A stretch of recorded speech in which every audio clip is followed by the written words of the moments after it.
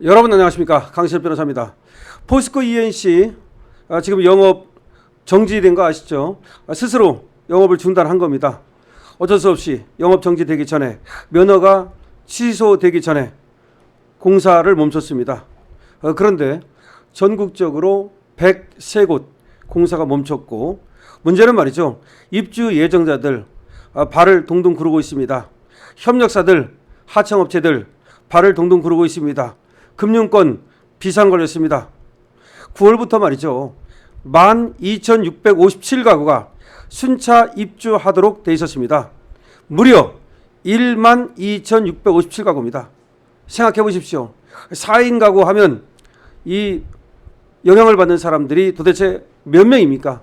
일단 입주를 못하는 이 가족이 지금 12,657가족. 그러면 적어도 6, 7만 명 되는 거고요. 그 다음에 포스코 ENC의 협력사들이 600곳, 700곳 됩니다. 그곳 어떻게 합니까? 뿐만 아닙니다. 금융권 비상 걸렸습니다. 앞으로도 말이죠, 언제 공사를 재개할지 모릅니다. 중단이 장기화되면 피해가 눈덩이로 커지게 됩니다. 업계는 말이죠, 공사 재개도 정부 눈치를 볼 수밖에 없다. 일단 멈춘 거는 포스코 ENC의 자유로 멈췄지만 다시 공사를 언제 할 수 있을지, 또 하는 게 가능할지 또 한번 물어봐야 되는 거 아니냐, 정부한테. 이런 얘기까지 나옵니다. 그러니까 공사를 재개하는 것도 쉽지 않을 것이다, 이런 얘기가 나오고 있습니다.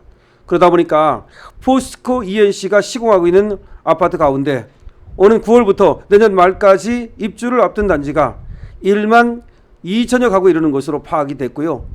공사 중단이 장기화될 경우 협력업체는 물론 금융권, 그리고 입주 예정자들이 연쇄 부도가 나거나 연쇄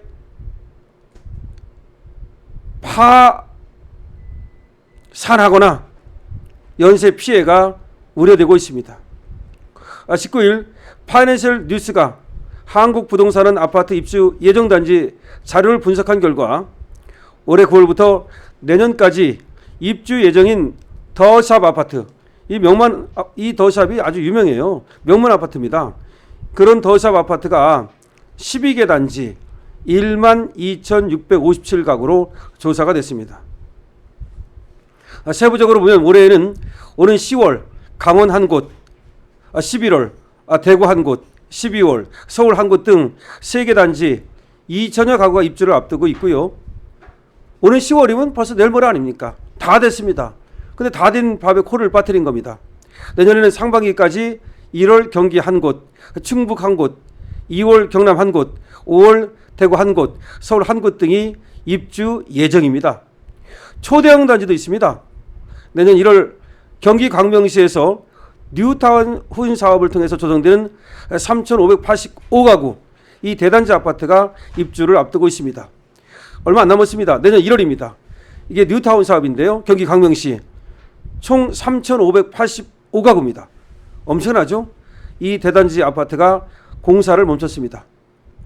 일단 현재까지는 입주 예정단지의 피해가 아직은 가시화되지 않고 있습니다. 왜냐하면 아직 입주가 10월, 그 다음에 11월, 1월 이러니까 몇 달 남았으니까 가시화가 안 되는 거죠. 하지만 전국 공사 현장이 중단됐지만 아직까지도 입주 지연 통보가 없습니다. 어떻게 하겠다는 건지. 그러니까 이렇게 지금 공사는 중단해놓고 나서 다음에 어떻게 하겠다는 건지, 언제 공사를 재개하겠다는 건지, 언제 분양을 하겠다는 건지, 언제 입주를 시키겠다는 건지 아무런 말이 없습니다. 업계 관계자는 말이죠, 공사 중단으로 가장 우려가 되는 것은 입주 예정단지 분양계약자라면서, 그렇죠, 분양계약자들. 이들은 자기 지금 여기 들어갈 생각만 하고 말이죠, 거기에 맞춰가지고 모든 계획을 짜놨는데 이 못 들어가면 어떡합니까? 입주 일정에 맞춰서 짜놓은 자금 계획이 꼬이는 등 피해가 발생할 수밖에 없다라고 말하고 있습니다. 시공사 역시 입주 지연에 따른 지체 보상금과 책임 준공도 부담해야 하는 등 연쇄 파급이 불가피합니다. 시공사도 자칫하다가는 부도납니다. 자, 포스코 ENC에 따르면 공사 재개는 현장 안전 점검이 완벽하게 마무리돼야 가능하다고 합니다. 그러니까 포스코 ENC는 말이죠, 자칫하다가는 영업 정지뿐만 아니라 면허 취소, 그리고 앞으로 영원히 말이죠, 이 건설을 할 수 없게 되기 때문에 현장 안전점검 다 하고 나서 완벽히 마무리하고서 그때야 공사 재개하겠다. 이렇게 얘기를 한단 말이죠. 그러면 수 분양자들로서는 이건 뭐 속이 탈 수밖에 없는 거죠.